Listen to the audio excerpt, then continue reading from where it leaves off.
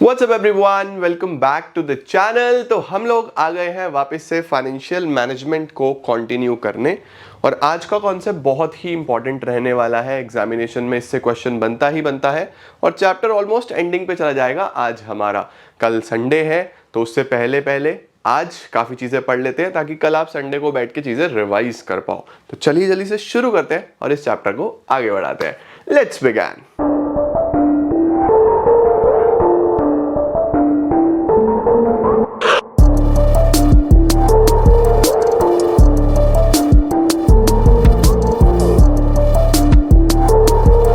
तो गाइज आज का टॉपिक जो हम पढ़ने वाले हैं उसका नाम है कैपिटल स्ट्रक्चर।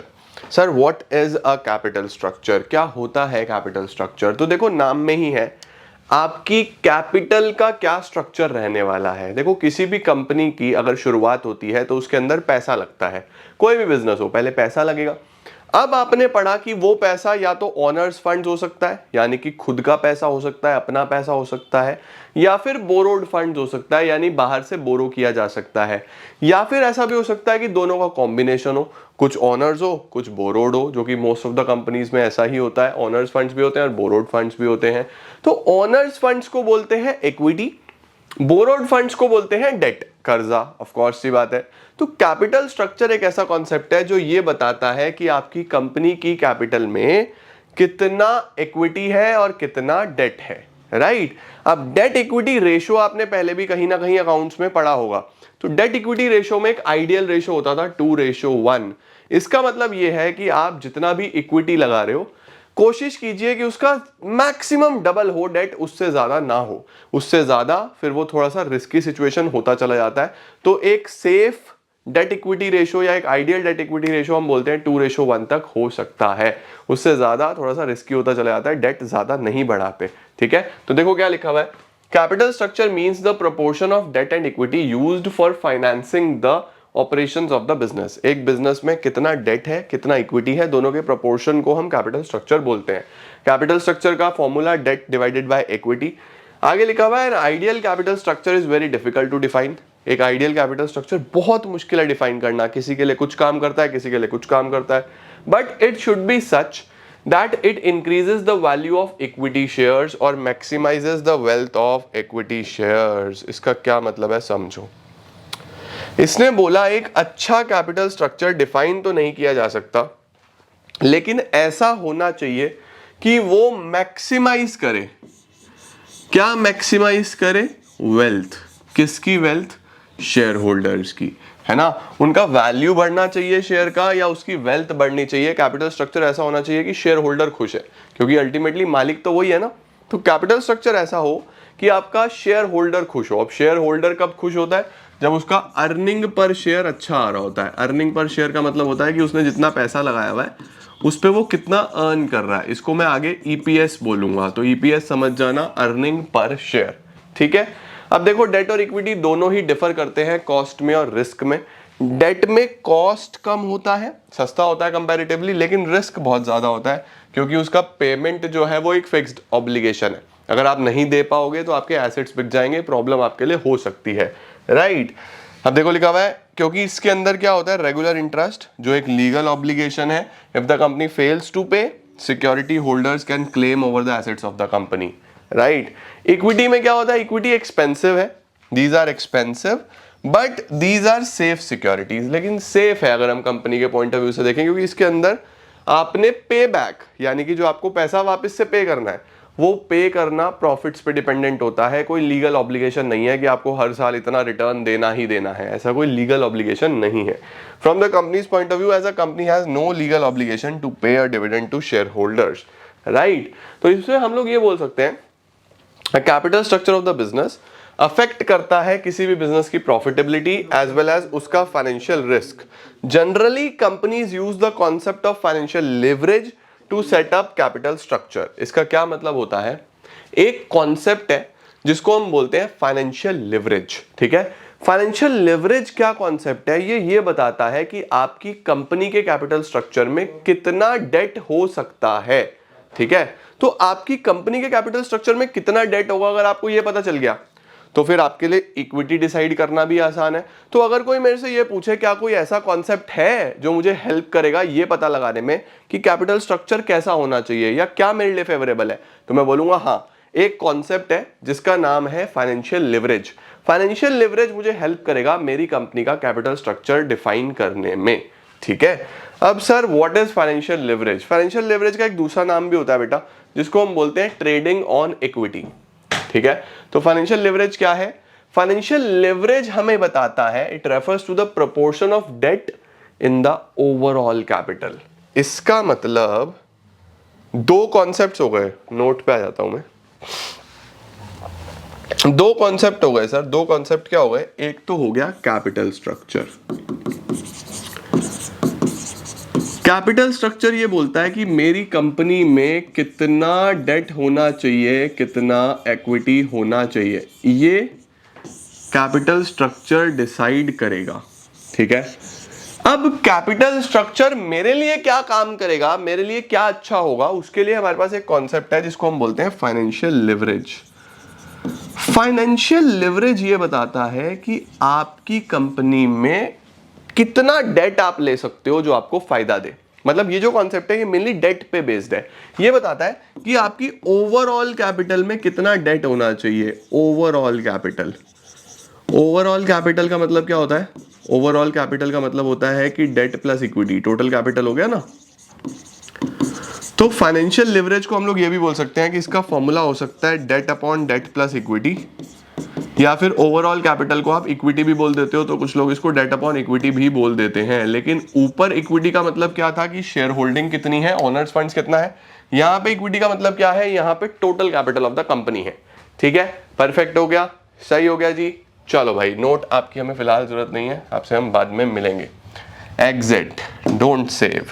चलो देखो क्या लिखा हुआ है। With debt funds, companies funds and earnings increases because debt is a cheaper source of finance। देखो लिखा हुआ है डेट लेने से कंपनी को फायदा हो सकता है। क्यों? क्योंकि सबसे पहले डेट एक चीपर सोर्स ऑफ फाइनेंस है। डेट कंपैरेटिवली सस्ता है, हाँ रिस्की है लेकिन सस्ता है। कॉस्ट कम होगी, कॉस्ट कम होगी तो कंपनी का प्रॉफिट्स बढ़ सकते हैं, right. More debt will increase the earning only when the return on investment is more than rate of interest। आ जाओ, अब मैं आपको समझाने की कोशिश करता हूं कॉन्सेप्ट क्या है। फाइनेंशियल लिवरेज कॉन्सेप्ट ये बोल रहा है कि अगर आप कर्जा लेते हो तो आपका बेनिफिट बढ़ सकता है, आपके बेनिफिट्स बढ़ सकते हैं। उसके पीछे दो कारण हैं। सबसे पहला तो ये है कि डेट एक चीपर सोर्स है as compared to equity. Of course debt एक चीपर सोर्स है, बिल्कुल चीपर सोर्स है। दूसरा ये है बच्चों, जो इंटरेस्ट आपको पे करना होता है डेट पे, interest on debt is a tax deductible expense. देखो इंटरेस्ट जो है ना वो एक खर्चे की तरीके से बुक होता है। Interest is an expense. जब आप अपना P&L बनाओगे तो इंटरेस्ट P&L के डेबिट में जाएगा। इंटरेस्ट P&L के डेबिट में जाएगा तो वो आपके प्रॉफिट को कंपैरेटिवली कम करेगा। प्रॉफिट को कम करेगा तो आपको टैक्स भी कम देना पड़ेगा। तो डेट आपका टैक्स भी सेव करने में हेल्प करता है, ठीक है। लेकिन ये फायदे तभी होंगे अगर जो आपने डेट लेके जहां भी पैसा लगाया है, कर्जा लिया तो कहीं ना कहीं पैसा लगाया होगा आपके बिजनेस में, ये फायदे तभी होंगे अगर आपका जो रिटर्न आ रहा है, that is the return on investment, ये ज्यादा होना चाहिए किससे? रेट ऑफ इंटरेस्ट से। अगर आप कमा रहे हो 15%, 16%, 17%, आप 15% कमा रहे हो लेट्स सपोज, और आपको पे करना है 10%, यानी आपने जो पैसा लिया है वो 10% पे लिया है कि मैं 10% के हिसाब से पे करूंगा, और उस पैसे से मैं 15% का रिटर्न कमा रहा हूं, तो अच्छी बात है ना यार, मेरा एक भी रुपया नहीं लगा, मैंने सारा का सारा पैसा बोरो करा हुआ है, उस पर मैं 15% कमा रहा हूं, 10% मैं पे कर दूंगा, 5% मेरी जेब में गया बिना कुछ भी लगाए। गया या नहीं गया? ध्यान से समझना, इंपॉर्टेंट कॉन्सेप्ट है, दिमाग चलना चाहिए इसमें तुम्हारा। अगर मैं फाइनेंस की बात करता हूं तो दिमाग ऐसे ही चलता है। हमने क्या बोला, भाई मेरे पास पैसा नहीं है, मुझे बिजनेस करना है, कैसे करूं? कर्जा ले लो। कर्जा लूंगा तो मुझे बैंक को कितना परसेंट पे करना है? 10%।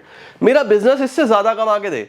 अगर मेरा बिजनेस 10% ही कमा रहा होगा तो 10% मैंने कमाया, उठा के सारा का सारा बैंक को दे दिया 10%, तो भैया मेरी कमाई क्या हुई? क्या फायदा हुआ मुझे? तो डेट मेरे लिए तभी फायदेमंद है अगर जो रिटर्न ऑन इन्वेस्टमेंट है वो ज्यादा आ रहा है रेट ऑफ इंटरेस्ट से। तो डेट लेने के दो फायदे हो सकते हैं, एक तो सस्ता है, दूसरा आपका टैक्स डिडक्टेबल है, टैक्स बचाता है। लेकिन टैक्स तभी बचाएगा, तभी फायदा होगा अगर रिटर्न ऑन इन्वेस्टमेंट ज्यादा आ रहा हो रेट ऑफ इंटरेस्ट से। सर इसको एक एग्जांपल से समझा सकते हो क्या? हाँ जी, आइए अब हम एग्जांपल से समझते हैं। सपोज कर लेते हैं कि हमारे पास 3 कंपनीज हैं। देखो 3 कंपनी ले लेते हैं। एक ले लेते हैं कंपनी 1। ये एग्जाम्पल आपको एग्जाम में भी लिख के आना है अगर आ गया फाइनेंशियल लिवरेज। कंपनी 2 और कंपनी 3। हमारे पास 3 कंपनीज हैं। हम मान लेते हैं कि तीनों की ही जो कैपिटल है वो 50 लाख है। इसकी कैपिटल भी 50 लाख है, इसकी कैपिटल भी 50 लाख है और इसकी कैपिटल भी 50 लाख है। तीनों ही कंपनीज की जो कैपिटल है वो 50 लाख है। ठीक है, अब ये वाली जो कंपनी है इसके अंदर इसकी कैपिटल में डेट 0 है, कोई भी डेट नहीं है। ठीक है, इस कंपनी में जो डेट है वो 10 लाख का है, 10 लाख का डेट हो गया। इस कंपनी में जो डेट है वो 20 लाख का है, 50 में 20 लाख का डेट हो गया। ठीक है, परफेक्ट है। अब ये जो डेट हमने लिया है ये 10% से लिया है, यानी रेट ऑफ इंटरेस्ट 10%, इसमें भी 10%, इसमें भी 10%, रेट ऑफ इंटरेस्ट 10% है। ऑलराइट, इसके बाद हम लोग देख लेते हैं कि कंपनी ने अर्निंग कितनी करी। टैक्स का रेट ले लो, टैक्स का रेट 30% ले लो। टैक्स रेट 30%, सरकार जो टैक्स लेगी वो 30% से लेगी और यहां पे भी टैक्स 30%। लो सर, ठीक है। अब देखो बच्चों, ये कंपनी का सारा कैपिटल के बारे में, टैक्स के बारे में चीजें हो गई। अब हम ले लेते हैं कंपनी कमा कितना रही है। इसको हम बोलते हैं बच्चों earning before interest and tax. ठीक है, क्या बोला जाता है? Earning before interest and tax, की कंपनी पैसा कितना बना रही है, तो उसको हम बोलते हैं EBIT,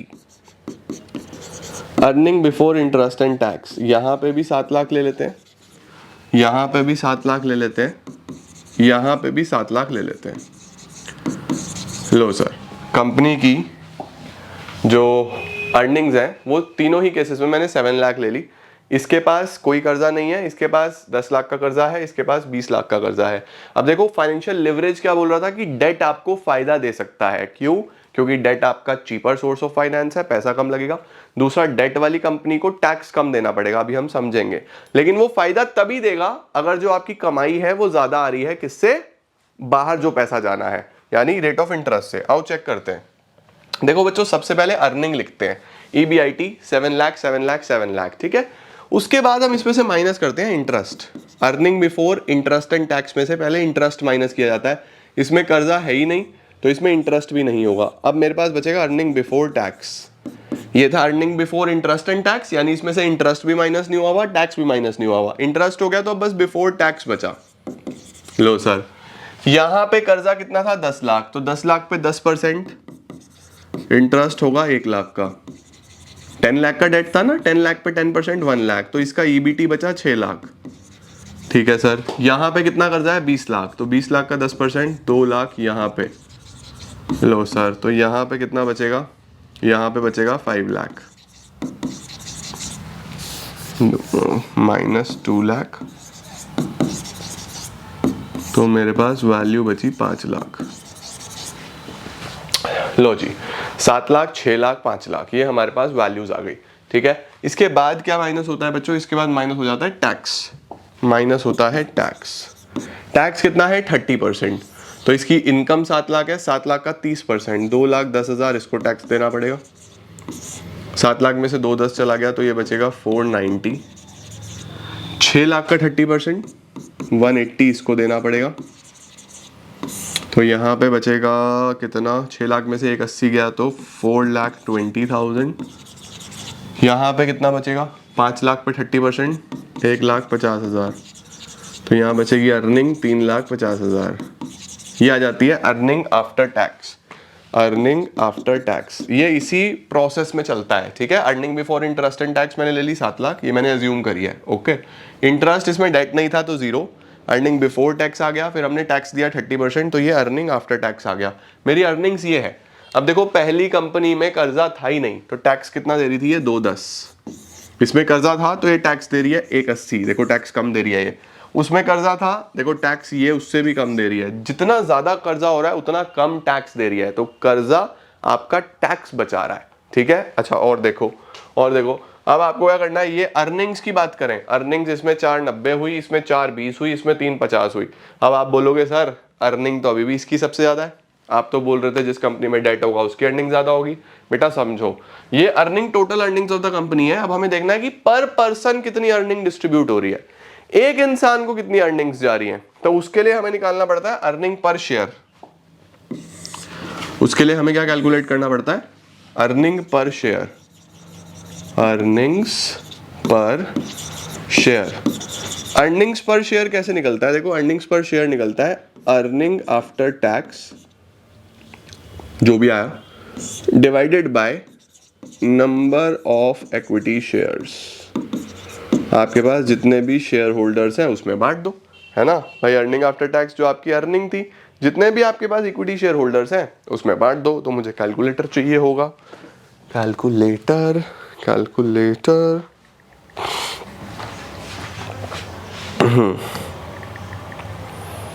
अब देखो हमारे पास बच्चों यहां पे कैपिटल कितना था, 50 लाख था, कैपिटल 50 लाख था, एक भी रुपए का कर्जा नहीं था। तो सारा शेयर होल्डर्स ने लगाया है पैसा, सारा शेयर होल्डर्स ने लगाया है। तो 50 लाख में मान रहा हूं एक शेयर 10 रुपए का है। आई एम एज्यूमिंग कि जो शेयर प्राइस है कभी भी गिवन नहीं होता, तो आपको 10 रुपए एज्यूम करना है, ठीक है। शेयर प्राइस 10 रुपए है, अगर शेयर प्राइस 10 रुपए का हुआ तो 5 लाख शेयर होल्डर्स हो गए, 5 लाख शेयर होल्डर्स हो गए। तो 4,90,000 रुपए 5 लाख शेयर होल्डर्स में बचेंगे, है ना। 5 लाख शेयर होल्डर्स में अगर 4,90,000 बांट दूं, 4,90,000 डिवाइड बाय 5 लाख, तो पर पर्सन 0.98 रुपीज का अर्निंग हो रहा है।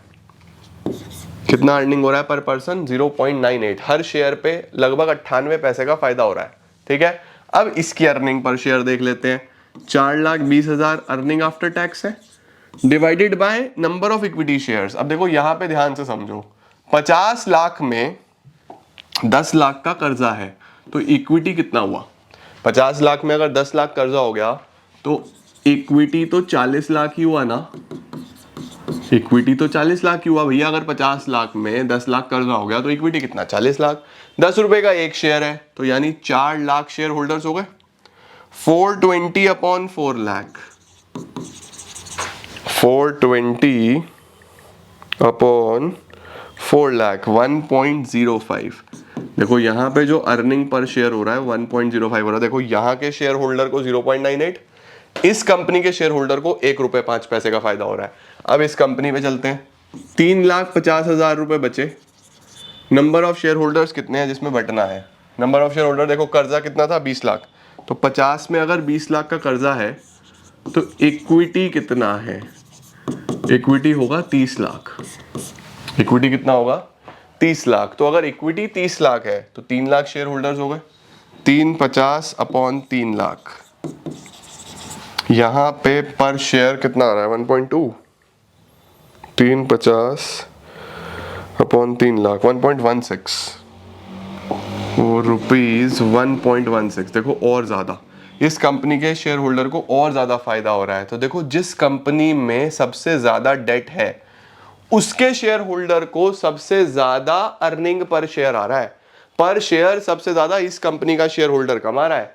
मुझे पहले से पता था कि ये ही कंपनी इतना सबसे ज्यादा शेयर होल्डिंग कमाएगी, सबसे ज्यादा बेनिफिट कमाएगी। क्यों, क्योंकि हम कॉन्सेप्ट में पढ़ के आए थे। मैंने हटा दिया क्या, ये लिखा है देखो कि डेट आपको फायदा देगा ही देगा, क्योंकि एक तो ये चीपर सोर्स है, दूसरा टैक्स बचाता है, इसका टैक्स बच रहा था, तीसरा रिटर्न। अब मुझे ये चेक करना है क्योंकि ये सबसे इंपॉर्टेंट कंडीशन है। आपका जो रिटर्न ऑन इन्वेस्टमेंट है, आपका जो रिटर्न ऑन इन्वेस्टमेंट है वो ज्यादा आना चाहिए रेट ऑफ इंटरेस्ट से, तभी डेट फायदा देगा। अगर ये अगेंस्ट हुआ ना इसके तो डेट फायदा नहीं देगा। मैं आपको ये भी प्रूव करके दिखाऊंगा। देखो रेट ऑफ इंटरेस्ट तो 10% है, रेट ऑफ इंटरेस्ट कितना है 10%। रिटर्न ऑन इन्वेस्टमेंट कैसे निकालते हैं, रिटर्न ऑन इन्वेस्टमेंट का बच्चों फॉर्मूला होता है earnings divided by capital employed, आपने जो पैसा लगाया हुआ है ना। अब हमने अर्निंग कमाई है 7 लाख, तीनों ही केसेस में हमने पैसा लगाया हुआ है 50 लाख, तो आई गेस 14% का रिटर्न आएगा।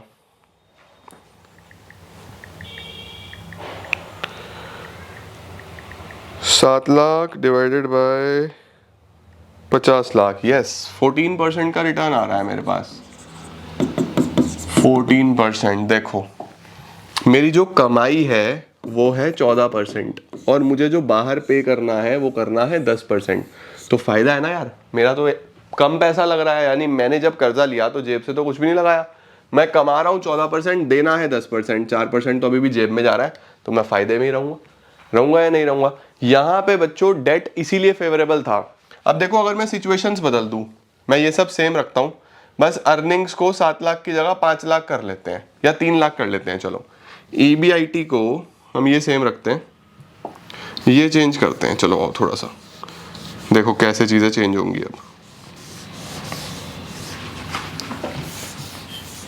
अब देखना चीजें कैसे बदलेंगी।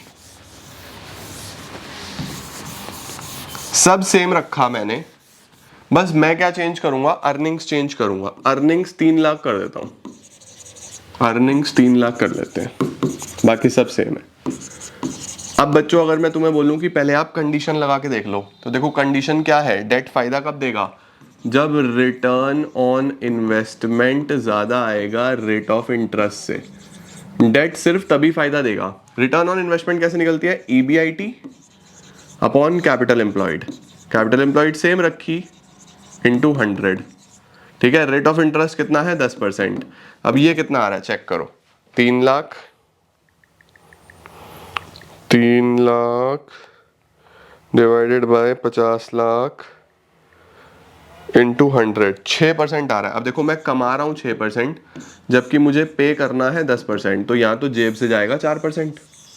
कमा रहा हूं 6%, पे कितना करना है 10%, तो यहाँ तो जेब से आएगा। तो यहाँ पे जिस कंपनी में कर्जा होगा ना वो सबसे कम कमाएगी।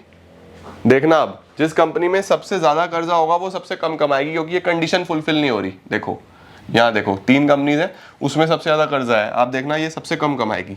आओ सबसे पहले क्या करते हैं, सबसे पहले हम माइनस करते हैं इंटरेस्ट। यहाँ पे था ही नहीं कर्जा तो निल, तो अर्निंग बिफोर टैक्स 3 लाख ही आएगा। यहाँ पे कर्जा वही 10 लाख का था, तो 1 लाख का आपको ब्याज देना पड़ेगा, तो आपके पास कितना बचेगा, 2 लाख बचेगा। यहाँ पे कर्जा 20 लाख का था, तो 2 लाख का आपको ब्याज देना पड़ेगा, तो आपके पास बचेगा 1 लाख रुपए। अब आपको टैक्स देना है, ठीक है। टैक्स कितना है, वही 30%, 90,000 का टैक्स देंगे। 2,10,000 अर्निंग आफ्टर टैक्स बचेगा। 2 लाख पे 30%, 60,000 का टैक्स देंगे। 1,40,000 आपके पास बचेगा। 1 लाख पे 30%, 30,000 का हम टैक्स देंगे और 70,000 हमारे पास बचेगा अर्निंग आफ्टर टैक्स। अब अगर आप ध्यान से देखो बेटा, तो टैक्स अभी भी उसने सबसे कम दिया है, क्योंकि कर्जा ऑफ कोर्स टैक्स तो बचाता ही है, लेकिन पर शेयर कितना कमा रहे हो वो चेक करना है। आ जाओ, 2,10,000 की अर्निंग्स है, टोटल शेयर होल्डर कितने हैं 5 लाख, 50 लाख की कैपिटल थी, 10 का एक शेयर हो गया ना, है ना।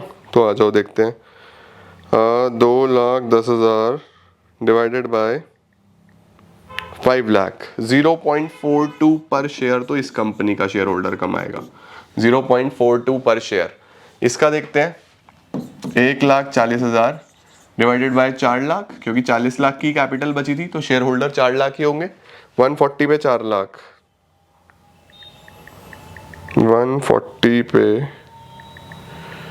4 लाख, 0.35। देखो 0.35 कम हो रहा है, कर्जा है तो इसका कम हो गया अर्निंग्स। और वहां देखो 70,000 divided by 3 lakh, 70,000 divided by 3 lakh, 0.23। अब देखो वही सब सेम था, कंपनी में कर्जा सबसे ज्यादा है लेकिन सबसे कम कमा रहा है यहाँ पे शेयर होल्डर। देखो इसका शेयर होल्डर कमा रहा है 42 पैसे पर शेयर, 42 पैसा पर शेयर।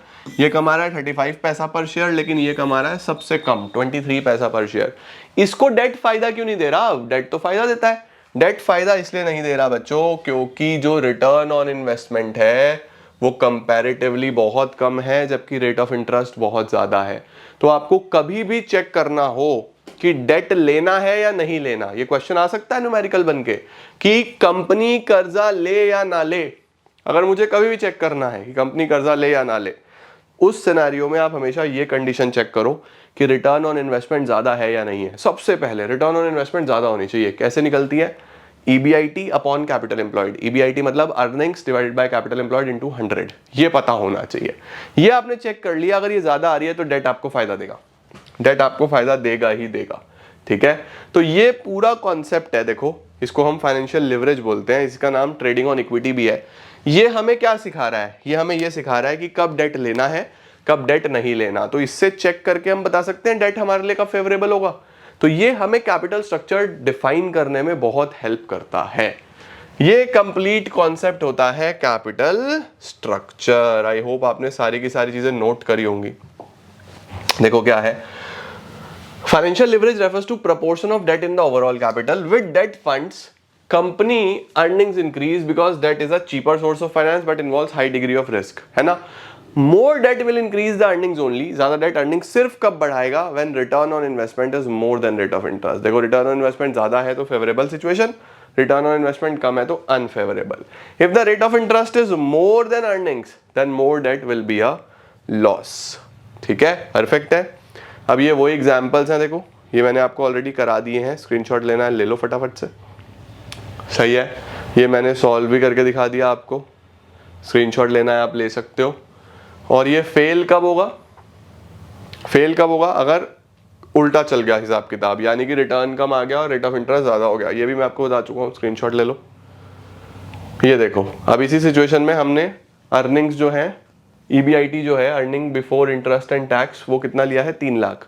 तो यहाँ पे मैंने चेक करा तो ROI 6% आ रहा है। तो यहाँ पे कर्जा हमें नुकसान देगा। ये देखो, कर्जा हमें नुकसान दे रहा है। आई होप आपको कैपिटल स्ट्रक्चर का मतलब और फाइनेंशियल लिवरेज पूरा का पूरा कॉन्सेप्ट समझ में आता है। नेक्स्ट क्लास में मैं आपको कुछ फैक्टर्स और बताऊंगा। ये तो एक फैक्टर हो गया ट्रेडिंग ऑन इक्विटी, कुछ और फैक्टर्स पढ़ेंगे जो कैपिटल स्ट्रक्चर डिफाइन करने में हमारी हेल्प करेंगे कि हम डेट में जाएं या इक्विटी में जाएं। तो बने रहें, बहुत ही शानदार टॉपिक था आज वाला। आई होप क्लियर हुआ होगा। इस पे बेस्ड कुछ न्यूमेरिकल्स भी आ जाते हैं, उसकी भी मैं अलग से आपको वीडियो अपलोड करके दूंगा, आपको बहुत हेल्प मिलेगी। Right, thank you so much guys for joining in. आज के लिए इतना ही, अगली क्लास बहुत इंटरेस्टिंग रहेगी। कल संडे है, बैठ के सारा रिवाइज कर लेना अभी तक जितना करा है, क्योंकि this is the most important chapter from part B. मिलते हैं बहुत जल्द मंडे को। टिल देन सी या, टेक केयर, बाय बाय।